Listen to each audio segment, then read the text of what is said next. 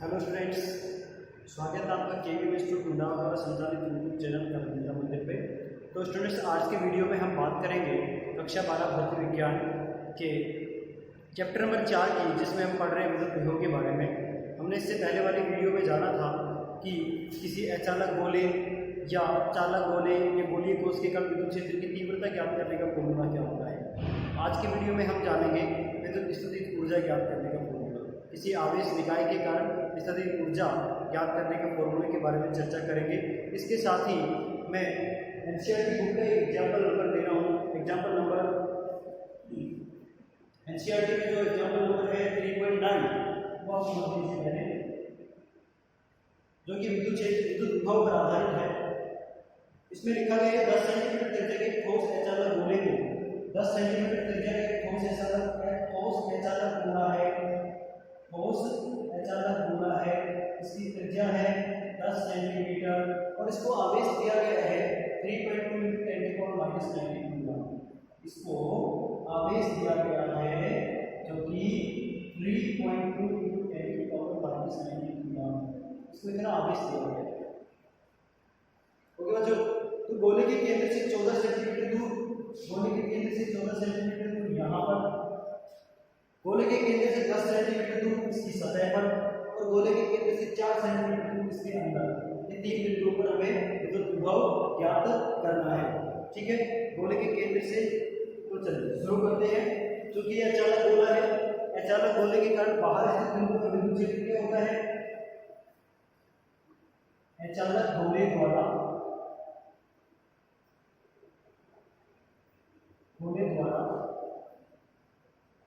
बाहर स्थित बिंदु पर विभव, बाहर स्थित बिंदु पर विभव V आउट बराबर होगा A2/16। देखिए, गोले की त्रिज्या 10 सेंटीमीटर है और गोले से हम 14 सेंटीमीटर दूर विभव ज्ञात करें तो 14 सेंटीमीटर तो गोले से परिधि से बाहर चला गया, इसलिए गोले की परिधि से बाहर हो जाएगी। V आउट बराबर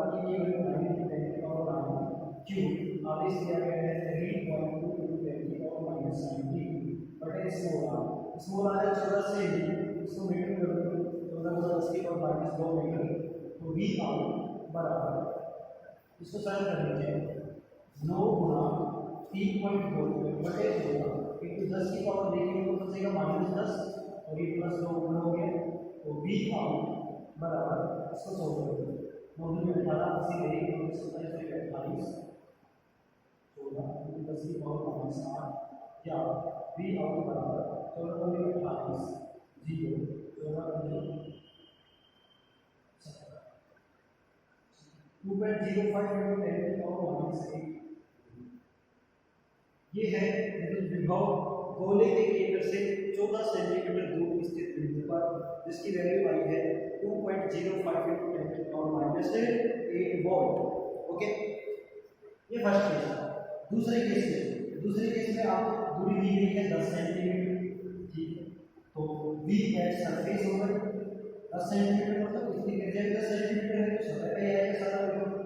V बराबर होता है कि कैपिटल है ना, कैपिटल तो कैपिटल का मान कितना है, स्मॉल r के बराबर है, तो याद रखिएगा 9 × 10 की पावर 9 into आवेश की वैल्यू है 3.2 × 10 की पावर -90, 3.2 × 10 की पावर -90 बटे कैपिटल R 10 × 10 की पावर -2।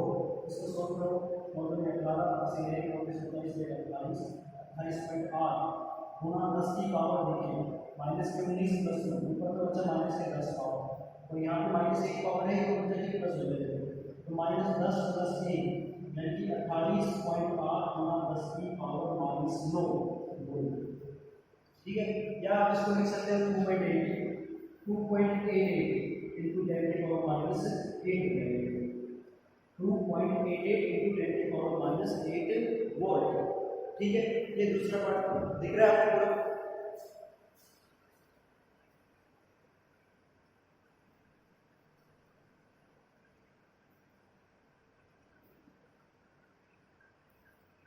चलिए, अभी हम बात करते हैं इसके तीसरे पार्ट की।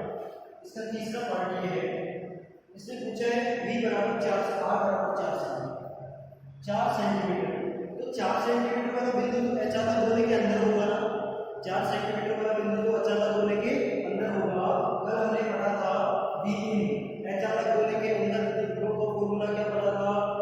के क्यू बाई 2r कॉमन कर लिया था ना, याद आ रहा है कुछ, के Q by 2r common 3 minus small r square बटे कैपिटल R स्क्वायर, ऐसे फॉर्मूला था, याद करना इसको। p बराबर k की वैल्यू 9 × 10 की पावर 9, q की वैल्यू 3/2 × 10 की पावर -19 बटे 2, कैपिटल R की वैल्यू 10 की माइनस 1 लिख देता हूं मैं, 10 सेमी है, 10 सेमी को लिखेंगे 10 × 10 की पावर -2 बराबर 10 की पावर -1, ऐसे मैंने यहाँ पे लिखी है। इसके ब्रैकेट में देखिए इधर, इसके ब्रैकेट में संख्या है 3 माइनस स्मॉल r स्क्वायर बटे capital R square, small r की वैल्यू है 4 का स्क्वायर बटे कैपिटल R 10 का स्क्वायर, ठीक है, 4 का स्क्वायर बटे 10 का स्क्वायर, तो v बराबर 9 × 3/2, 9 × 3/2 कितना होता है 28.8 × 10 की पावर -10 बटे 2 × 10 की पावर -1। अच्छा इसको सॉल्व करिए, 3 - 4 16 बटे 100, 16 बटे 100 हो गया, ठीक है, 3 - 16 बटे 100, इसको सरल करेंगे तो आएगा 300 - 16 बटे 100, मैं यही सोल्व कर रहा हूँ इसको, 300 - 16 बटे 100, तो मेरे के बाद 300 में से 16 घटाओ कितना बचेगा 284 बटे 100, 100 का भाग दे तो रेशियो लगेगा 2.100 2.84, ठीक है। अच्छा प्रोसेस को 14.4 × 10 की पावर -10 है, और ये -1 पावर जाएगी तो प्लस की हो जाएगी 52.8, इनको मल्टीप्लाई करो, 14.4 को 2.84 से मल्टीप्लाई करो, 14.4 को 2.84 से मल्टीप्लाई करेंगे तो वैल्यू आएगी 4.09, 4.09 इंटू ऐसे आएगा 40.9 इंटू 10 की पावर -2, ठीक है, 14 में 28 ऐसे 40 हो जाएंगे, तो 40 में 9 × 10 की पावर -9, इसको लिख सकते हैं 4.0, इस दशमलव को इधर आके जाएगा तो यहाँ पे पावर हो जाएगी 10 की पावर -1, ठीक है। इस तरह से क्वेश्चन हो गया आपका complete. Example number 3.9 NCERT class 12 physics, okay, चलो समझ आ गया। अब हम अगला टॉपिक देखते हैं, आवेशों के निकाय की स्थिति ऊर्जा, आवेशों के निकाय की स्थिति ऊर्जा,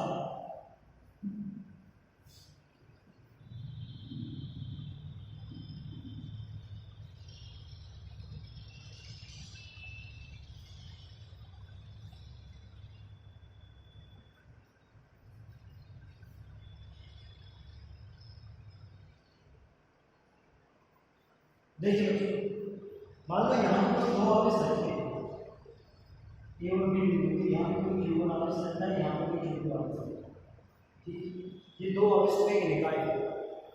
अब ये 2 आवेश जब यहाँ पे रखे हैं तो ये है संतुलन की अवस्था में, मान लो किस अवस्था में है, संतुलन अवस्था। संतुलन अवस्था का मतलब कि ये दोनों आवेश स्थिर है, ये भी स्थिर है और ये भी स्थिर है, ठीक है। आपने ये तो पढ़ा होगा कि आवेशों आवेशों के बीच में आकर्षण या प्रतिकर्षण का बल लगता है, और ये दोनों आवेश यहाँ पे स्थिर है, तो ये संतुलन अवस्था में है। अगर आप इन दोनों आवेशों में से किसी की भी स्थिति बदल देते हो, इस आवेश को मैं थोड़ा सा आगे रखूं तो इस आवेश पर बल का प्रभाव बदल जाएगा, बल का प्रभाव बदलने से इसकी स्थिति भी परिवर्तित हो जाएगी, यानी कि अगर किसी एक आवेश की स्थिति में परिवर्तन कर दें तो पूरे निकाय की स्थिति में परिवर्तन हो जाता है, जिससे उसकी स्थिति ऊर्जा भी बदल जाती है। मान लो ये समूह यहाँ पे थे, अब इनकी स्थिति ऊर्जा थी समूह यू का इनिशियल यूटिलिटी एनर्जी, मतलब प्रारंभिक स्थिति ऊर्जा, अभी ये स्थिति ऊर्जा दोनों की कितनी है यू आई के बराबर पूरे निकाय। आपने इस आवेश को यहाँ पे ई डैश पे डाल दिया यहाँ पे, तो ये आवेश जब ई डैश पे आ जाएगा तो क्यू भी अपनी स्थिति बदल देगा, कहाँ पे आ जाएगा बी डैश पे, और पूरे निकाय की स्थिति ऊर्जा बदलती कितनी हो जाएगी, मान लो यू ये। तो अब स्थिति ऊर्जा में परिवर्तन कितना आया, डेल्टा यू बराबर होगा यू एफ माइनस यू आई। यही परिवर्तन बाह्य एजेंट द्वारा किए गए कार्य के बराबर, ठीक है।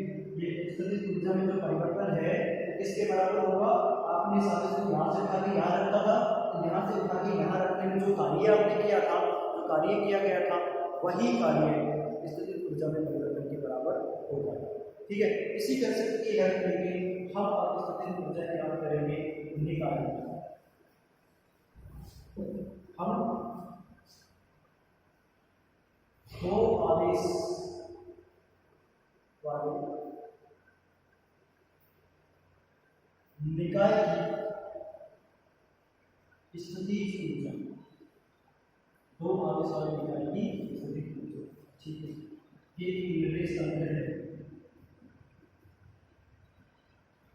एक्स वाई, इसमें यहाँ पे आवेश Q1 A पर और आवेश Q2 B पर स्थित है, जिनकी मूल बिंदुओं से स्थिति सदिश क्रम से R1 वेक्टर और R2 वेक्टर है। इन दोनों आवेशों के बीच की स्थिति सदिश को मैं R12 वेक्टर से लिखता हूँ। ठीक, या R2 होगा इधर या R1 होगा ये इस डायरेक्शन में, और ये हो जाएगा 1 से 2 R12 वेक्टर। समझ आ गया? ये निकाय हमें बनाना है, ये दो आवेशों वाले निकाय की स्थिति ऊर्जा याद करें। तो इस निकाय का निर्माण करने के लिए हम इन आवेशों को प्रारंभ में कहाँ मानते हैं, अनंत पर। प्रारंभ में कहाँ मानकर चलेंगे, अनंत पर, और बारी बारी से बिंदु ए और बिंदु बी पर लाने की कोशिश करते हैं। उसमें जो कार्य किया जाएगा वो देखते हैं कितना। यहाँ पे दोनों आवेश रखे हैं Q1 Q2, ठीक है।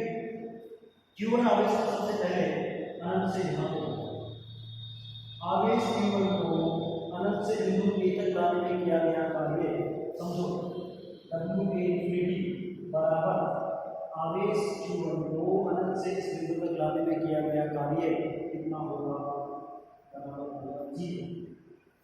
बराबर क्या होगा, जीरो। क्यों होगा जीरो, क्योंकि यहाँ पर ना तो कोई बाह्य विद्युत क्षेत्र रखा हुआ है, ना तो यहाँ पे कोई विद्युत क्षेत्र है, और ना ही कोई आवेश यहाँ पे विद्यमान है पहले से।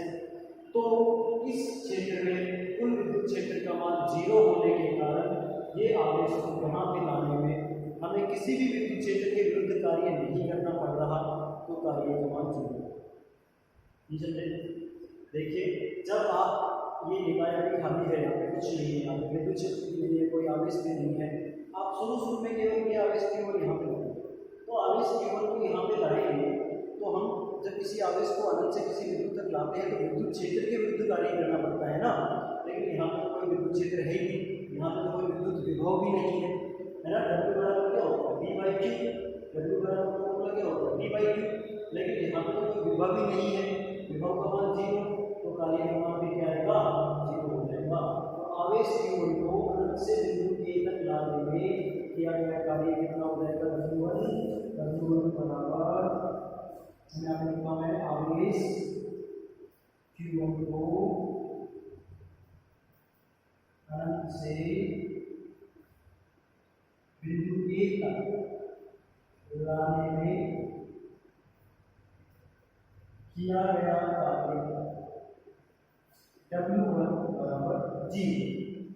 ठीक है, W1 बराबर जीरो।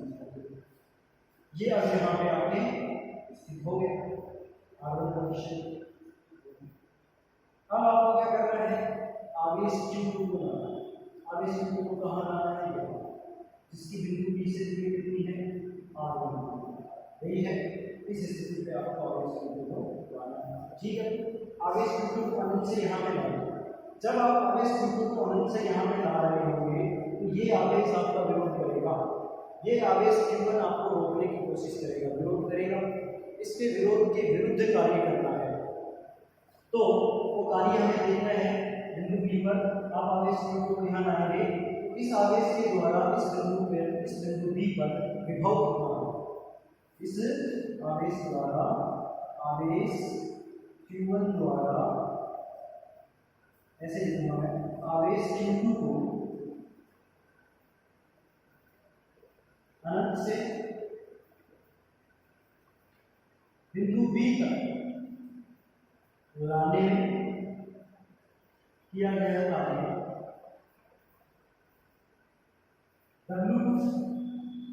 W2 बराबर क्या होगा? W बराबर क्या फॉर्मूला होता है?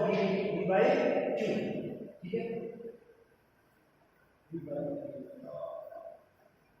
V बराबर होता है W बाय Q, W बराबर होता है V इंटू Q, ये फॉर्मूला है। तो यहाँ पे लिखेंगे Q2 पर आवेश Q1 द्वारा विभव, आवेश Q1 द्वारा विभव गुना आवेश Q, ठीक है।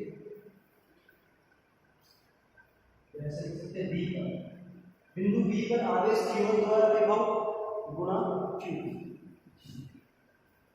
बिंदु B पर आवेश Q1 द्वारा विभव कितना होगा भाई?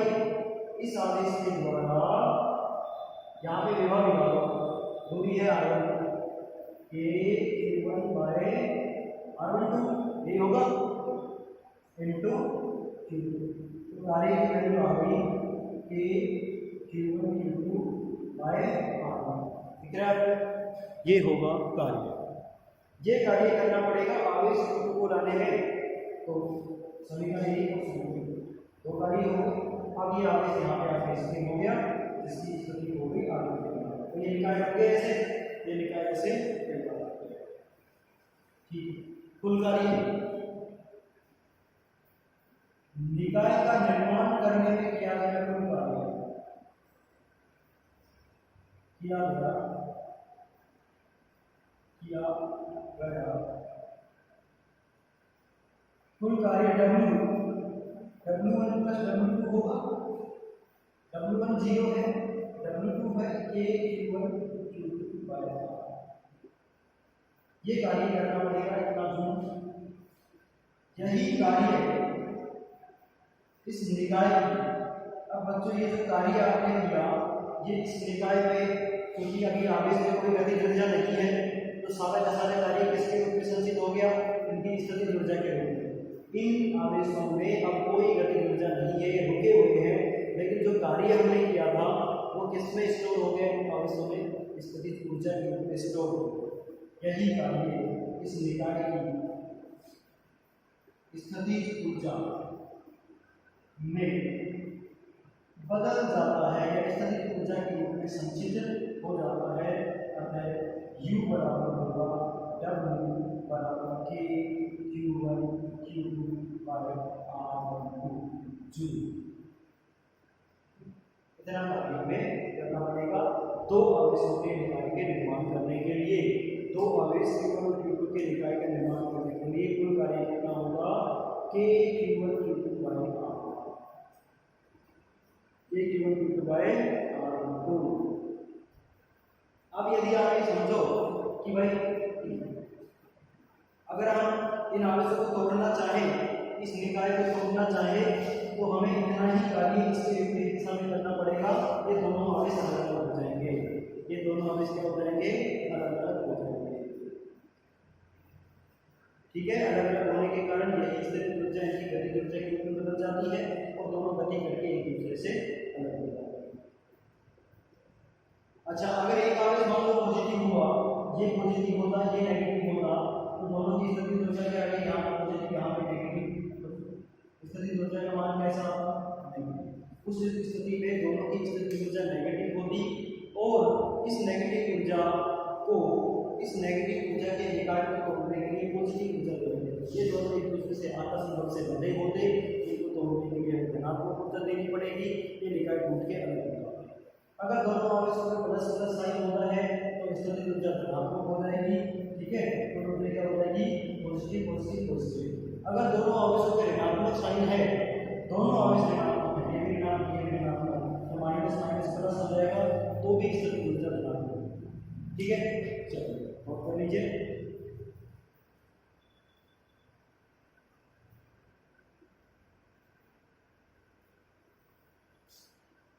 ये तो था दो आवेशों के निकाय की। अब हम बात कर रहे हैं दो से अधिक, दो से अधिक आवेशों वाले निकाय।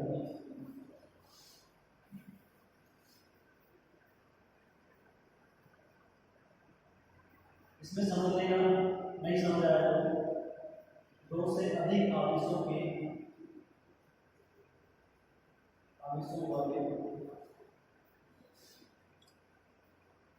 निकाय की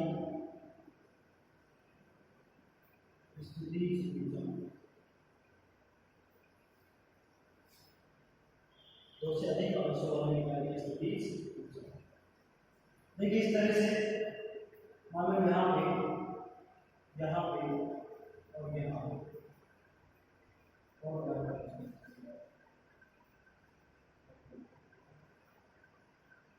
यहाँ पे एक आवेश है मान लो Q, यहाँ पे आवेश है मान लो Q और यहाँ पे आवेश है मान लो Q। ये 3 आवेशों की एक निकाय है, इसकी रचना करनी है। इन आवेशों को यहाँ पे हमें स्थित करना है, व्यवस्थित करना है, तो उसके लिए हमें कितना कार्य करना पड़ेगा। मान लो बिंदु A है, इसको मैं बिंदु B मान लेता हूँ, इसको बिंदु C मान लेता हूँ, A और B के बीच की दूरी को R1 मान लेता हूँ, A और C के बीच की दूरी को 1 और 3 के बीच की दूरी R13, 2 और 3 के बीच की दूरी को R23 मान लो और ये R4। ठीक है, इस तरह के आवेश का निकाय है। ओके, इस निकाय की रचना करनी है और निकाय की रचना करके कौन कार्य तरीका क्या है, एक एक आवेश को बारी बारी से एक एक आवेश को अनंत से उसकी स्थिति पर लेते हैं। ठीक है, देखिए सबसे पहले आप क्या करेंगे, सबसे पहले आवेश Q1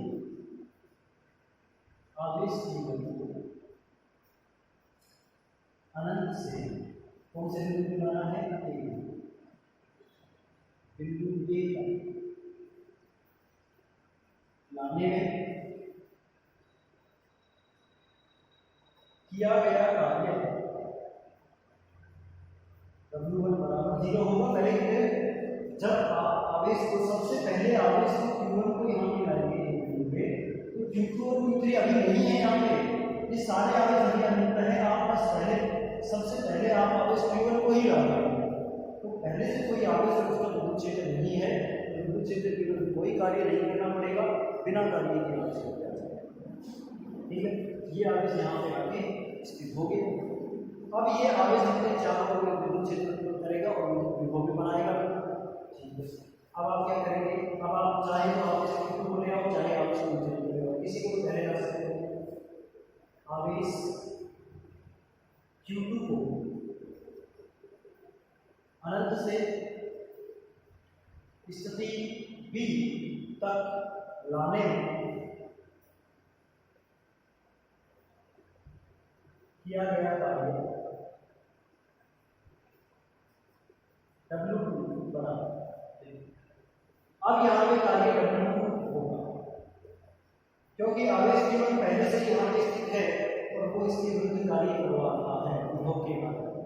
तो इस आवेश Q1 का यहाँ पे विभव कितना होगा, मैं यहाँ पे लिखूंगा आवेश Q1 द्वारा कौन से बिंदु पर विभव, B पर विभव।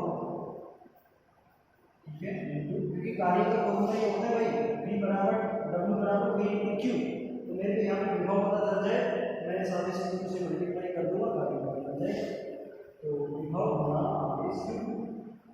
ठीक है, आवेश Q1 द्वारा V पर विभव, इस आवेश द्वारा इस दूरी पर विभव, क्या फॉर्मूला है, Q1 बाय R1 गुना Q2 गुना करते हैं, तो W का मान दिया कि Q1 Q2 बाय R1 ये इक्वेशन सेकंड है। ठीक, अब दो आवेश यहाँ पे जमा हो, अब आपको कौन से आवेश बनाना है, यहाँ पे आवेश Q3 होगा। ठीक है, अब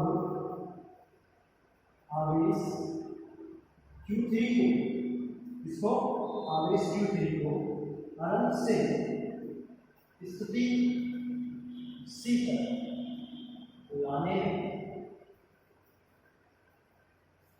किया गया कार्य, आवेश Q3 को अनंत से स्थिति C तक लाने में किया गया कार्य चाहिए होना है। तो आप देखेंगे कि भाई आवेश Q3 को जब अनंत से C तक लाएंगे तो पहले से यहाँ पे दो आवेश विद्यमान है, ये आवेश यहाँ आ गया, इस पे एक तो आवेश Q1 विभव उत्पन्न करेगा, एक आवेश Q2 विभव उत्पन्न करेगा, तो W3 बराबर होगा पर आवेश Q3 पर Q1 द्वारा विभव प्लस Q3 पर Q2 द्वारा विभव, ये तो होगा कुल विभव, ठीक है। इसको गुणा किससे करेंगे, आवेश V गुणा Q, ये विभव होगा दोनों आवेशों के अलग अलग। तो W3 बराबर देखो आवेश Q3 पर Q1 द्वारा विभव ये K Q1 by R13, okay, plus इसके द्वारा विभव Q2 द्वारा K Q2 by R23, विभव हो गया इनटू आवेश, ठीक है बच्चों। तो W3 की वैल्यू आएगी, ये को बाहर कर दीजिए, जमा करो मल्टीप्लाई कर दो इसको Q3 को, K Q1 Q3 by R13 plus K Q2 Q3 by R, ठीक है। ये W3 होगा समीकरण नंबर 3 से। इस प्रकार निकाय की रचना करने में, निकाय की रचना करने में किया गया कुल कार्य,